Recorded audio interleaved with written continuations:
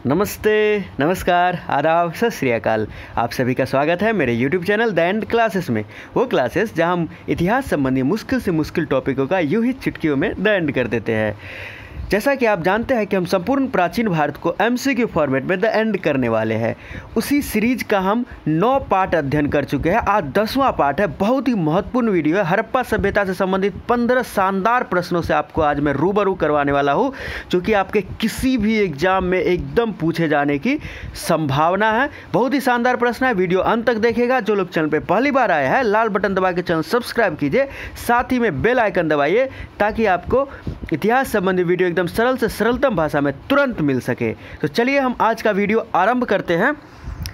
आज का जो हमारा पहला प्रश्न है कि प्रसव के दौरान स्त्री की मृत्यु का साक्ष्य किस हड़प्पाई स्थल से मिला है। ये हमारा पहला प्रश्न है। बहुत ही शानदार प्रश्न है कि प्रसव के दौरान यानी कि बच्चा जनने के दौरान स्त्री की मृत्यु का साक्ष्य, मतलब कोई प्रेग्नेंट स्त्री है और उसका बच्चा जन्म देते वक्त मृत्यु हो गई है, उसका साक्ष्य किस हड़प्पाई स्थल से मिला है। ये हमारा प्रश्न है। आपके विकल्प है मोहनजोदड़ो, लोथल, हड़प्पा या कोई नहीं।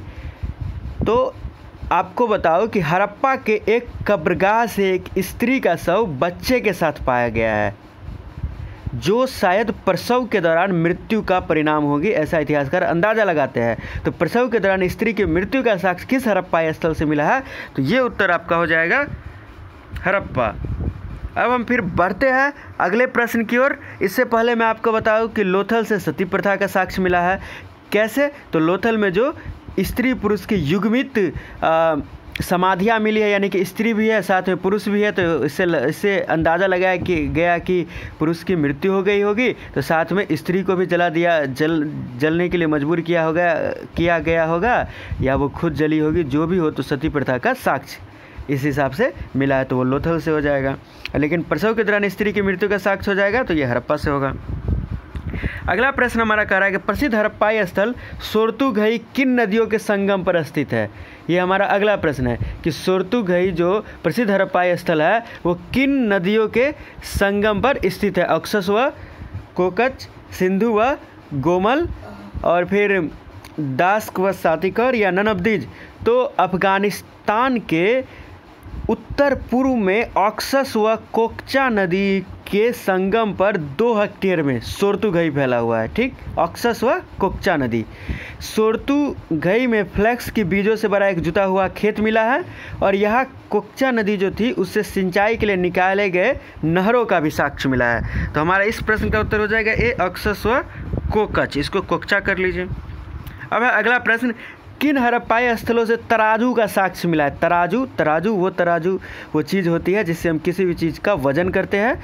तो तराजू का साक्ष्य मिला है मोहनजोदड़ो, लोथल, दोनों या नन ऑफ दीज। तो आपको बताओ, मोहनजोदड़ो से शंख के तराजू का साक्ष्य मिला है और लोथल से हाथी दांत के तराजू का साक्ष्य मिला है, यानी कि इस दोनों के दोनों स्थल से तराजू का साक्ष्य मिला है। अब अगला प्रश्न, मोहनजोदड़ो की सबसे बड़ी इमारत है अनाज रखने का कोठार, जिसकी लंबाई व चौड़ाई क्रमशः है। ये मोहनजोदड़ो का जो विशाल अन्नागार है उसकी लंबाई व चौड़ाई पूछ रहा है। अन्न रखने का जो कोठार है उसकी लंबाई चौड़ाई पूछ रहा है। तो उसकी लंबाई व चौड़ाई है 45.71 मीटर लंबा और 15.2 मीटर चौड़ा। और इसके साथ आपको बता दूं कि वही हड़प्पा के दुर्ग में 6 कोठार मिले हैं, जो कि ईंटों से बने चबूतरों पर 2 पातों में खड़े हैं। प्रत्येक कोठार 15.2 मीटर लंबा और 6.09 मीटर चौड़ा है। ठीक, अब फिर अगले प्रश्न की ओर बढ़ते हैं। लिंग पूजा किस काल से आरंभ हुई। हड़प्पा काल, ऋग्वैदिक, हड़प्पा, उत्तर वैदिक काल, इसमें से कौन सा विकल्प सही है। तो लिंग पूजा जो आरंभ हुई वो हड़प्पा काल से आरंभ हुई है, और आगे चलकर हिंदू समाज में इस पूजा को विशिष्ट माना जाने लगा। हड़प्पा में पत्थर से बने लिंग व योनि के अनेक प्रतीक मिले हैं। बाद के ग्रंथ ऋग्वेद में लिंग पूजक अनार्य जातियों का उल्लेख हुआ है। तो यहाँ पर हमारा उत्तर हो जाएगा हड़प्पा काल। अब बढ़ते हैं अगले प्रश्न की ओर। निम्नलिखित में से किन स्थलों से हड़प्पा सभ्यता की तीनों अवस्थाओं का साक्ष्य मिला है। मतलब 3 के तीनों अवस्था जो थी तो सबका साक्ष्य मिला है। तो राखी गढ़ी, धौलावीरा, दोनों या नन ऑफ दीज। आपको बताओ राखी गढ़ी कहाँ है? हरियाणा में घग्गर नदी पर स्थित है, और धौलावीरा गुजरात के कच्छ क्षेत्र में स्थित है। इस दोनों के दोनों स्थलों से हड़प्पा सभ्यता की तीनों अवस्थाओं का साक्ष्य मिला है। अब है किस हड़प्पाई स्थल के अनेक घरों में अपने कुएं थे? ये हमारा अगला प्रश्न है कि किस हड़प्पाई स्थल के अनेक घरों में अपने अपने कुएं थे? तो ये जो हमारा स्थल है वो है कालीबंगा। कालीबंगा वो स्थल है जहाँ की हर एक घरों में मतलब कि अपने अपने कुएं थे। और इसके साथ थोड़ा डिटेल में बता दूं कि मोहनजोदारो जो है स्थल मोहनजोदड़ो, उसकी जल निकासी प्रणाली क्या थी? अद्भुत थी। लगभग सभी नगरों के हर छोटे बड़े मकान प्रांगण में स्नानागार होते थे, पर वही कलीबंगा के अनेक घरों में अपने अपने कुएं थे। घरों का पानी बहकर सड़कों तक आता, जहाँ से वो मतलब कि नीचे मोरी बनी होती थी, वो पानी के बहाव के लिए ईंट व पत्थर की सिलियों से ढकी हुई, उससे वो पास हो जाता था। ठीक, अब हम बढ़ते हैं अगले प्रश्न की ओर। हड़प्पा सभ्यता के विभिन्न स्थलों से लगभग 3700 उत्कीर्ण सामग्रियां अभी तक प्राप्त हुई है। इनमें से सबसे लंबा अभिलेख कितने चिन्हों वाला है? आप जानते हैं हड़प्पा की जो लिपि है उसे पढ़ी जाने में अभी तक सफलता नहीं मिली है, पर यह पूछ रहा है कि हड़प्पा सभ्यता के विभिन्न स्थलों से लगभग 3700 उत्कीर्ण सामग्रियाँ प्राप्त है। अभी तक 3700 सामग्रियाँ ऐसी प्राप्त हो चुकी है जिसमें हड़प्पाई लिपि में कुछ न कुछ लिखा हुआ है। इनमें से सबसे लंबा अभिलेख कितने चिन्हों वाला है? तो आपको बताओ कि हड़प्पा में क्या थी? चित्राक्षर लिपि थी, मतलब चित्र के अनुसार से अक्षर लिखा जाता है। चित्र सबका डेढ़ मछली का चित्र, तो ये चित्र वो चित्र सब देखे लिपि लिखी जाती थी। तो सबसे लंबा अभिलेख में कितने चिन्ह शामिल है? 146, 36, 16, 26। तो आपको बताओ कि अधिकांश अभिलेख जो है वो हड़प्पा की मुहरों पर अंकित है। साथ ही साथ ताम्र, कांस्य वस्तु अथवा मृदभांड यानी कि मिट्टी के बर्तन पर भी यह अभिलेख उत्कीर्ण है। और संपूर्ण उत्कीर्ण सामग्रियों में 50% मोहनजोदड़ो से और 37% हड़प्पा से ये मिला है। मतलब 87% जो हड़प्पा और मोहनजोदड़ो से ही ये अभिलेख से जुड़ा हुआ मतलब कि वस्तुएं, अभिलेख से जुड़ी हुई वस्तुएं मिली है जिस पे कुछ ना कुछ लिखा हुआ है। तो ये जो हमारा प्रश्न था कि सबसे लंबा अभिलेख कितने चिन्हों वाला है, तो वो 26 चिन्हों वाला है। क्लियर? वो कितने चिन्ह वाला है? 26 चिन्हों वाला है। और अधिकांश अभिलेख जो है वो अत्यंत संक्षिप्त है। हड़प्पाई लिपि चित्राक्षर थी जिसमें कि 250 से 400 यानी 250 से 400 अक्षरों का इस्तेमाल हुआ है। अब फिर आपसे बढ़ते हम अगले प्रश्न की ओर कि 9 चिन्हों वाला साइन बोर्ड किस हड़प्पाई स्थल से प्राप्त हुआ है? 9 चिन्हों वाला साइन बोर्ड ये किस हड़प्पाई स्थल से प्राप्त हुआ है? तो वो प्राप्त हुआ है धौलावीरा से। हड़प्पा सभ्यता में साइन बोर्ड सहित सभी जगहों पर उनका एक ही लिपि का प्रयोग करना उनके उच्च स्तरीय सांस्कृतिक एकीकरण को दर्शाता है। लेकिन आपको ये बात बता दूं कि चाहे साइन बोर्ड हो, ठीक, साइन बोर्ड में 9 चिन्ह हैं, ठीक, इसी तरह विभिन्न चीज़ों पर जो हड़प्पाई लिपि मिली है सब में लिपि तो एक ही है, भले हम उसको पढ़ नहीं पाए हैं, ये अलग बात है, चित्राक्षर लिपि है, पर लिपि एक ही है। इससे क्या पता चलता है कि वो मतलब कि क्या थे? सांस्कृतिक रूप से एक थे, तभी तो एक लिपि का इस्तेमाल कर रहे थे। तो ये जो 9 चिन्हों वाला हड़प्पाई स्थल है ये धौलावीरा से प्राप्त हुआ है। अब हड़प्पाई वासी को आर्य आक्रमण से नेस्तनाबूद होना पड़ा था, यानी कि ये एक मान्यता है कि आर्य आक्रमण से हड़प्पा सभ्यता का नष्ट हुआ था, हड़प्पा सभ्यता नष्ट हुई थी। किस विद्वान ने इस सिद्धांत का सर्वप्रथम प्रतिपादन किया था? Wheeler, Kennedy, Ramprasad, Chandra, none of these. तो आपको बताऊं कि हड़प्पा सभ्यता का पतन आर्य आक्रमण से हुआ। ये पहल जो कहने का कार्य किया था वो विद्वान थे आपको रामप्रसाद चंद्रा। रामप्रसाद चंद्रा ही वो विद्वान थे जिन्होंने सर्वप्रथम बताया था कि हड़प्पा सभ्यता का पतन जो है वो आर्य आक्रमण से हुआ है।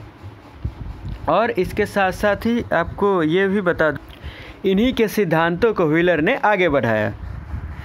तो अब बढ़ते हैं हम फिर अगले प्रश्न की ओर। किस विद्वान ने ऋग्वेद में उल्लिखित हरपुरिया नामक स्थल से हड़प्पा की तुलना करने का प्रयास किया है? मतलब ऋग्वेद में हरपुरिया नामक स्थल की चर्चा हुई है और यह हमारा प्रश्न है कि किस विद्वान ने यह कहा है कि भाई हरपुरिया जो है सो हड़प्पा का ही नाम है? तो किस विद्वान ने ऋग्वेद में उल्लिखित हरपुरिया नामक स्थल से हड़प्पा की तुलना करने का प्रयास किया है? तो वो थे विद्वान आपके व्हीलर महोदय। वही कनिंघम महोदय ने रामप्रसाद, देखिए आपको बता दूं कनिंघम, ये अभी हमने बताया कि पहले मैं इसको थोड़ा सा और डिटेल आपको कर दूं कि पहली बात तो व्हीलर ने ही क्या किया था, राम प्रसाद चंद्रा जी के विचारों को आगे बढ़ाया, यानी कि आर्य आक्रमण द्वारा हड़प्पा सभ्यता का पतन हुआ। ये बात किसने कहा? व्हीलर ने। और इन्होंने ही कहा कि ऋग्वेद में उल्लिखित हरपुरिया नामक स्थल की इन्होंने ही तुलना की किससे? हड़प्पा से। और बाद में ये थोड़े से पलट गए, पलटू राम हो गए। ये बोले कि बाढ़ या व्यापार से भी शायद पतन हुआ होगा, या प्राकृतिक संसाधनों के ज़्यादा प्रयोग से भी पतन हुआ होगा। लेकिन ये एक बात बोले कि मुख्यतः पतन का कारण हमें आर्य आक्रमण ही लग रहा है। वैसे ऋग्वेद में क्या है, इंद्र को पुरंदर कहा गया, यानी कि किलों को तोड़ने वाला। तो इससे लगा इन लोगों को कि इसका कुछ ना कुछ ऐतिहासिक आधार रहा होगा, हिस्टोरिकल बेस रहा होगा, यानी कि किला का तोड़ना, यानी कि यही जो है सो हड़प्पा सभ्यता को नष्ट करने वाली बात जो है सो करने के कारण जो है सो इसको पुरंदर कहा गया, या इसका कुछ हिस्टोरिकल बेस रहा होगा। तो यानी कि सबका उद्देश्य था कि वही आर्य आक्रमण की सिद्धांत की प्रतिपुष्टि करना। तो ये जो हमारा प्रश्न था कि किस विद्वान ने ऋग्वेद में लिखित हरपुरिया नामक स्थल से हड़प्पा की तुलना करने का प्रयास किया है, तो विद्वान है आपके व्हीलर महोदय। अब फिर बढ़ते अगले प्रश्न की ओर। निम्नलिखित किन विद्वानों ने आर्य आक्रमण द्वारा हड़प्पा सभ्यता के पतन के सिद्धांत को पूर्णतः नकार दिया? मतलब ये लोग तो बोले भाई व्हीलर हो या राम प्रसाद चंद्रा हो, इन्होंने कहा कि आर्य आक्रमण से ही हड़प्पा सभ्यता का पतन हुआ, पर किस विद्वान ने इसको पूर्णतः नकार दिया? पीवी काने, जॉर्ज डेल्स, बीबी लाल या ऑल?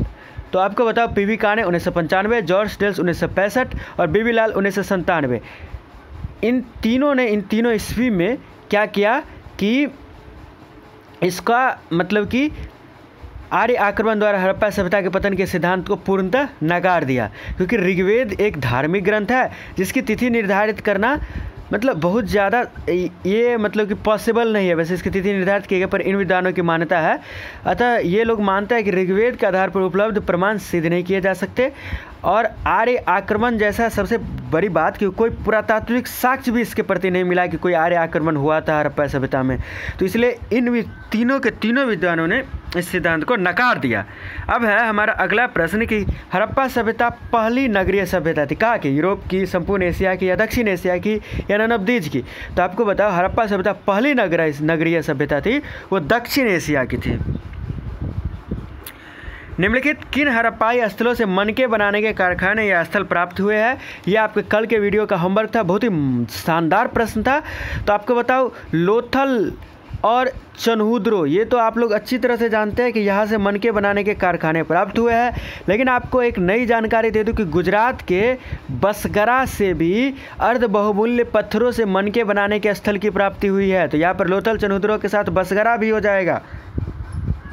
लोथल, चनुद्रो और बसगरा, यानी कि ABC इसके सही उत्तर हो जाएंगे। शानदार प्रश्न थे, आपको उत्तर कमेंट बॉक्स में लिखना था। अगला प्रश्न है आज के लिए आपका, ये भी बहुत ही शानदार प्रश्न है, इसके उत्तर आपको कमेंट बॉक्स में लिखने हैं। 130 नंबर प्रश्न है कि सिंध में उत्तर हड़प्पा सभ्यता को झूकर संस्कृति के नाम से जाना जाता है, जिनके प्रमुख केंद्र है। मतलब सिंध में उत्तर हड़प्पा सभ्यता को झूकर संस्कृति के नाम से जाना जाता है। इसके प्रमुख सेंटर कौन कौन है? सोरतुगई, झूकर, चनुद्रो या आमरी? विकल्प है आपके ABC, BCD, ACD या ऑल। ये ABCD विकल्प में से आपको कोई एक उत्तर जो आपको सही लगता है वो चुनना है। इसका उत्तर आप कमेंट बॉक्स में लिखें। और साथ ही साथ आपको बता दूं कि इस तरह से हमारा ये वीडियो समाप्त होता है। मैंने बहुत ही शानदार प्रश्नों का समावेश करने का प्रयास किया था। उम्मीद है कि आपको वीडियो पसंद आया होगा। इसी तरह हम संपूर्ण प्राचीन भारत को समाप्त करेंगे और एकदम शानदार प्रश्न लाएंगे जो क्या आपके IAS pre, net, GRF exam या PGT, TGT इतिहास संबंधी असिस्टेंट प्रोफेसर के विभिन्न राज्यों या केंद्रीय विश्वविद्यालयों के एग्जाम हर एक जगह पूछे जाने की संभावना रहेगी। ऐसे में शानदार प्रश्नों का समावेश करने का प्रयास करूँगा। जो आपको इम्पोर्टेंट लगता है वो नोट करें। और इसी तरह हम संपूर्ण प्राचीन भारत को ख़त्म करेंगे, संपूर्ण आधुनिक भारत को भी खत्म करने का हमने बीड़ा उठाया है। प्ले लिस्ट में जाके आप इतिहास संबंधी विभिन्न वीडियो को देख सकते हैं, और भी कई वीडियो है। तो साथ बने रहे, खूब अच्छे से पढ़ाई करें। मिलते हैं आपसे अगले वीडियो में, तब तक घरों में रहे, सुरक्षित रहे। धन्यवाद।